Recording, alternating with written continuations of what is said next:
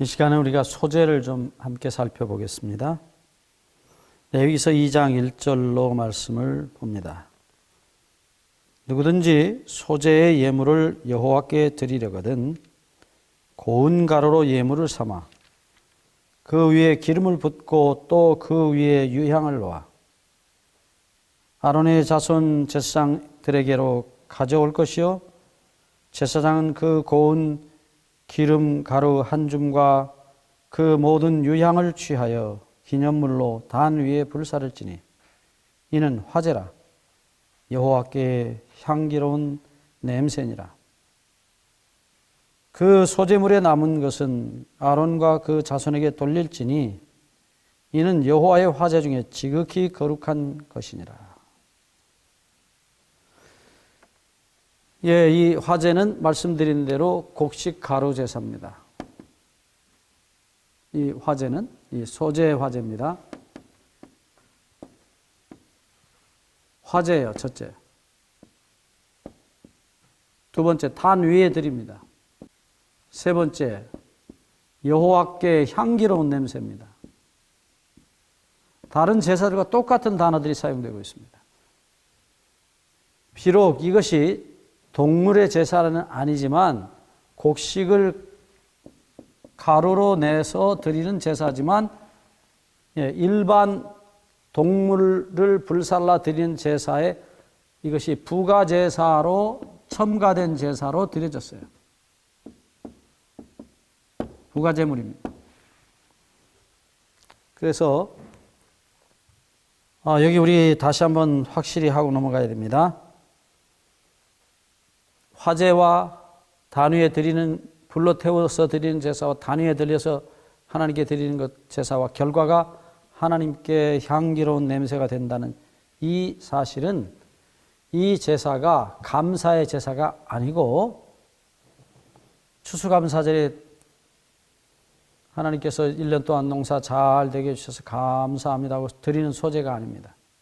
그런 종류의 제사가 아닙니다. 이것은 속죄의 성격을 가진 제사라는 게 분명합니다. 이 세 가지 사실이 분명히 속죄의 성격을 보여주고 있어요. 예, 이스라엘 사람들이 이제 이 소재라는 단어를 해석하는 두 부류의 사람들이 있습니다. 한 부류의 사람들은 아주 고운 가루라고 해석을 하고 어떤 분들은 그냥 빻아서 가루를 냈다. 그냥 뭐 고운 가루는 아니다. 그냥 가루다. 그렇게 거친 가루라고 얘기하시는 분들도 계십니다. 그러나 분명한 것은 어쨌든 절구에 넣고 그 곡식을 다 부숴서 드리는 제사예요. 그런데 이 소재가 반드시 레위기 2장 11절을 보시면은 누룩이나 꿀을 넣지 못하게 되어 있어요. 누룩과 꿀.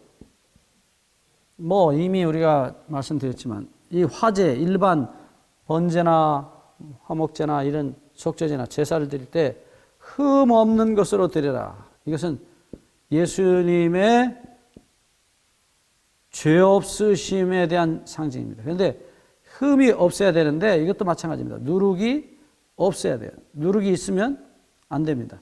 누룩 없는 제물. 소위 이것을 이제 빵으로 만들 때 떡병자를 써서 우리 한국 옛날 어른들이 없을 무자, 누룩교자, 떡병자.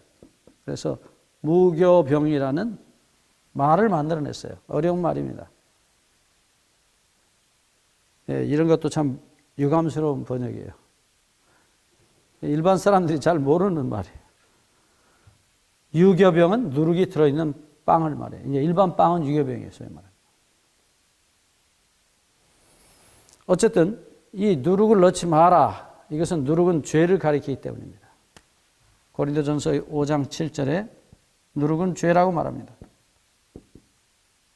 죄에 대한 상징이에요. 그러므로 누룩을 넣지 마라.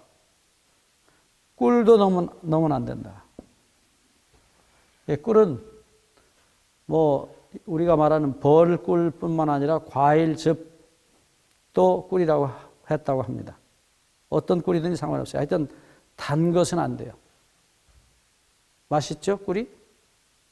자, 예수님에 대한 다 중요한 모형들입니다. 이 누룩 없는 빵을 언제 먹느냐? 예, 6월절에 먹어요.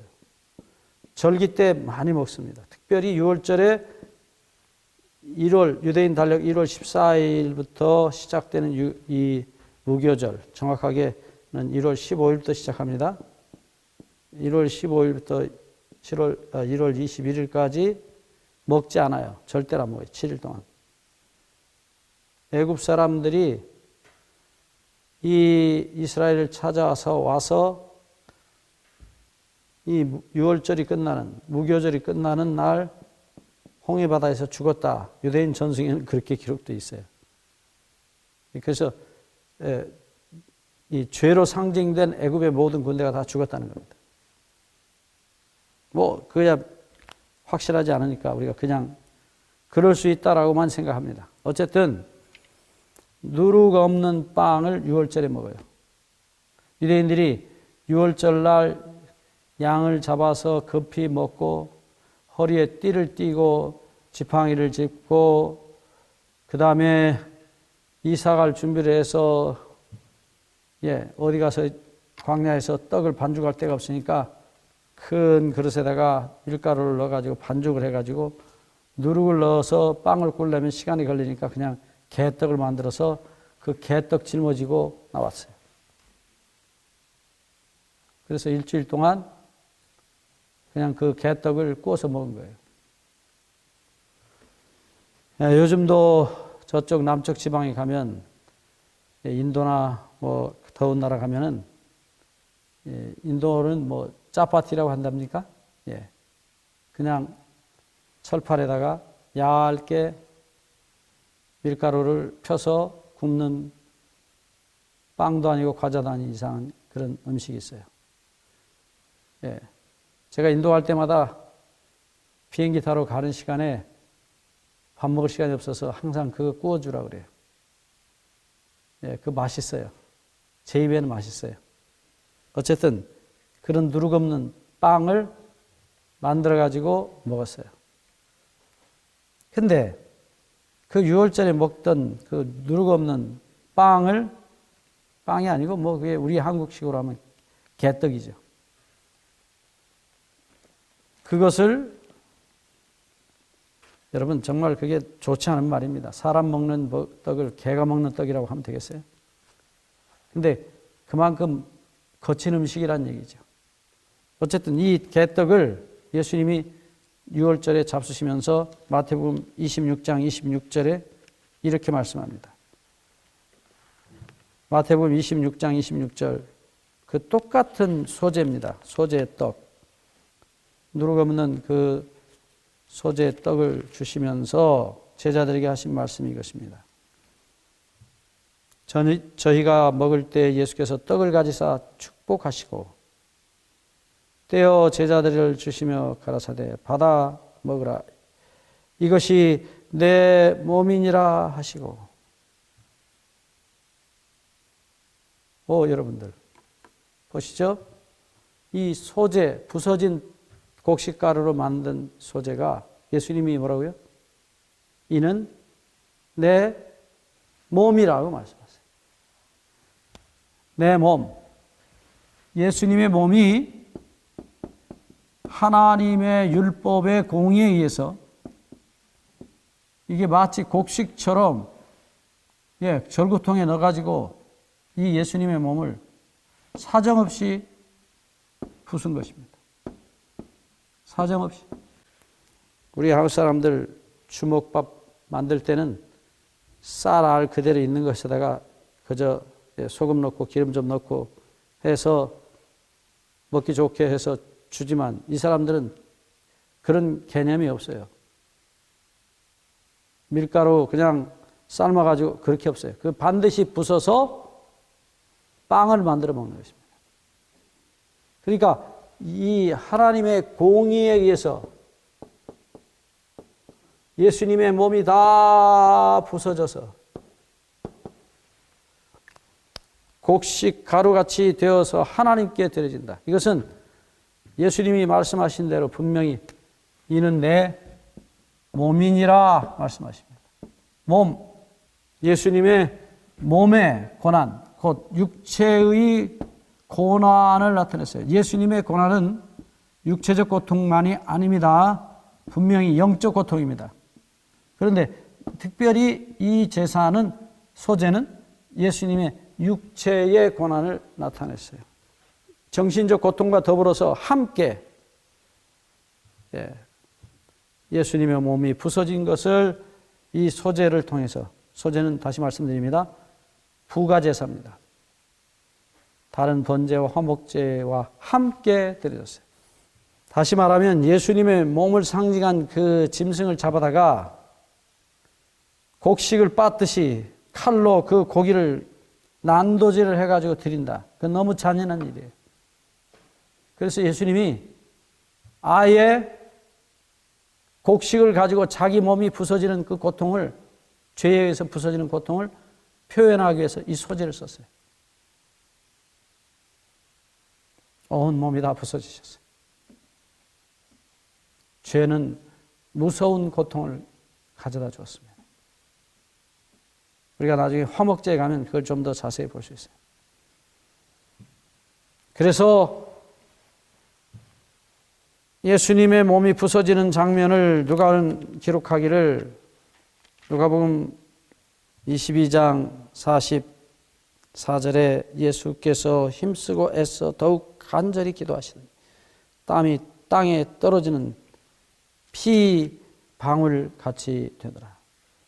실제로 이 피 방울이라는 이 누가복음 22장 44절 말씀에 이 피 방울은 헬라어로 보면 엉긴 피란 뜻이에요. 피, 우리가 그걸 뭐라 그래요? 피 덩어리, 어혈? 그런 표현이에요. 그러니까 예수님이 땀구멍을 통해서 그 고뇌의 피 덩어리들이 흘러내렸다. 여러분, 그걸 어떻게 우리가 다 이해하겠어요? 사람들이 흔히 말하기를 예수님은 영적인, 정신적 고통으로 돌아가셨다. 맞아요. 틀림없습니다. 하지만 그게 육체에 나타났어요. 그래서 이 철 공이를 가지고 곡식을 사정없이 때려 부수듯이 하나님의 진노가, 하나님의 공의가 예수님의 몸을, 우리의 죄를 뒤집어 쓰신 그 반평도 안 되는 예수님의 몸 위에 올려진 우리의 죄를 부수시면서 함께 예수님을 부수고 있는 것입니다. 그래서 그것을 십자가 제단 위에, 번제단 위에 올려놓습니다. 불에 태웁니다. 양과 함께 이 곡식도 다 태웁니다. 그리고 그것이 하나님 앞에 그 부서진 곡식 가루가 타는 냄새가 향기로운 냄새였다고 말합니다. 하나님의 진노로 삭히는, 없애는 냄새였다. 이 놀라운 구속의 이야기, 우리가 좀 더 자세히 들여다볼 수 있기를 바랍니다. 다음 시간에 계속하겠습니다.